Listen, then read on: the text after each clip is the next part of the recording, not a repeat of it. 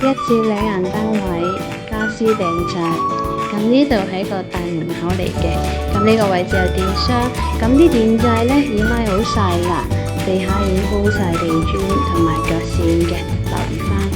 然之後去到呢邊，呢度有電掣嘅，咁呢度有一排電掣，咁呢度就係地台廠啦。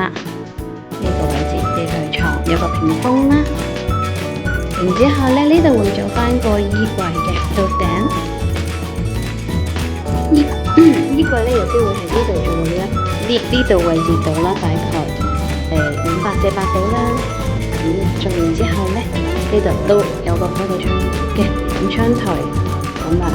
之後床呢係做到大概咁啦，剩低嗰啲呢，做翻個護牆板。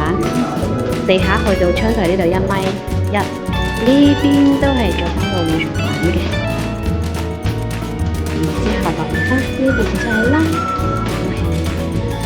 之後去到呢一邊呢，呢度門邊呢個位置去到嗰邊係一辣吊櫃嘅，包括門大門上邊都係吊櫃啦。